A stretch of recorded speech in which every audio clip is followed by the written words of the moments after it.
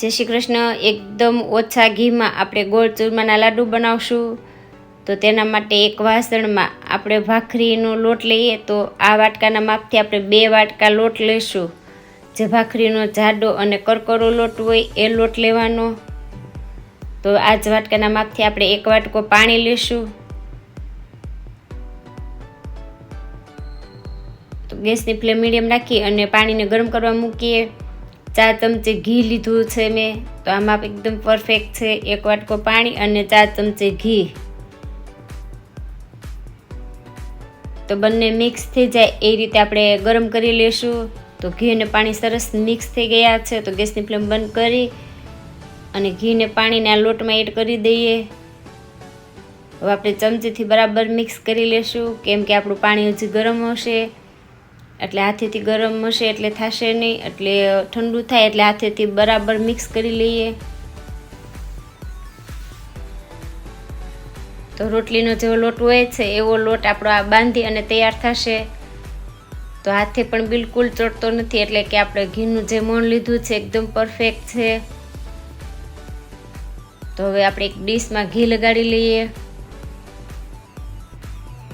હવે આ બાંધેલો લોટ લઈ લેશું અને આ રીતે હાથેથી પોળો કરી દઈએ. એક મોટા વાસણમાં આપણે આ લોટને બાફી લેશું. નીચે સ્ટેન્ડ મૂકી અને આ ડીશ મૂકી દઈએ. એના ઉપર એક ડીશ ઢાંકી દેશું, એટલે વરાળનું પાણી ના પડે. એના ઉપર એક મોટી ડીશ ઢાંકી દેશું. ગેસની ફ્લેમ મીડિયમ રાખશું અને 20 મિનિટ માટે આપણે આ લોટને બાફી લઈએ. તો 20 મિનિટ થઈ ગઈ છે. હવે જોઈ લઈએ કે લોટ આપણો સરસ બફાઈ ગયો છે કે નહીં. તો છરીના મદદથી એક ટુકડો કરી અને જોઈ લઈએ. આ ટુકડાને એક વાસણમાં લઈ લઈએ. થોડો ઠંડો થાય તો આપણો લોટ સરસ બફાઈ ગયો છે. પહેલાંનો લોટ હતો જે ચીકાસવાળો હતો ને એકદમ હાથેથી છૂટો થઈ ગયો છે. તો હવે એક મોટા વાસણમાં લઈ અને આ લોટના ટુકડા કરી લઈએ, એટલે લોટ એકદમ સરસ ઠંડો થઈ જશે. અને એકદમ ઠંડો થઈ જાય પછી બંને હાથેથી આપણે આ લોટનું ચૂરમું બનાવી લેવાનું. તો તમે જોઈ શકો છો કે એકદમ સરસ ચૂરમું થઈ ગયું છે. હવે ચાળવાની પણ જરૂર નથી. તો એક પેનમાં ઘી લઈએ. 4 થી 5 ચમચી જેટલું મેં ઘી લીધું છે. હવે બદામના ટુકડા એડ કરીએ, કાજુના ટુકડા. થોડી વાર પછી આપણે દ્રાક્ષ એડ કરશું. તો ત્રણેયને બરાબર ઘીમાં થોડા ફ્રાય કરી લઈએ. હવે જે ચૂરમું છે એમાં એડ કરી દઈએ. હવે આટલા ઘીમાં જ આપણે પાયો લઈ લઈશું. તો 1 વાટકો મેં ગોળ લીધો છે.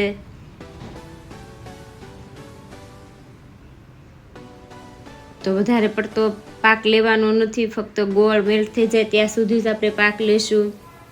તો ગોળ સરસ પીગળી અને સરસ તૈયાર થઈ ગયો છે અને થોડા 1-2 બબલ્સ પડે ત્યાં સુધી જ આપણે પાયો લેશું.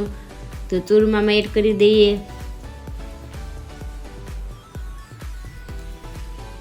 ચમચાથી આપણે બરાબર મિક્સ કરી લઈએ. જે આપણો પાયો ગરમ છે એટલે આપણે હાથેથી મિક્સ નહીં કરીએ. આ ચૂરમું થોડું ઠંડુ થાય પછી હાથેથી મિક્સ કરશું. તો લાડુ બને એ રીતનું આપણું ટેક્સચર તૈયાર થયું છે. તો એક મોલ્ડમાં ઘી લગાડી દઈએ. તમે હાથેથી પણ લાડુ કરશો તો પણ સરસ બનીને તૈયાર થશે. તો આ રીતના ચૂરમું લઈ અને એક જ વાર આ રીતે ઠપકારશો એટલે લાડુ સરસ બની જશે. તો આ રીતે આપણે બધા જ લાડુ બનાવી લઈએ. હવે આ લાડુને આપણે થોડા ખસખસવાળા કરી લઈએ. તો હાથે આ રીતે ખસખસવાળા કરી અને લાડુ આપણે ખસખસવાળા કરી લઈશું. જો તમને એલચી પાવડર અને જાયફળ પાવડર ગમતો હોય તો તમે પાવડર કરીને પણ આમાં એડ કરી શકો. ના ગમે તો સ્કીપ પણ કરી શકો. તો આપણા લાડુ બનીને તૈયાર છે ને એકદમ સોફ્ટ પણ બનશે અને બની પણ ફટાફટ જશે.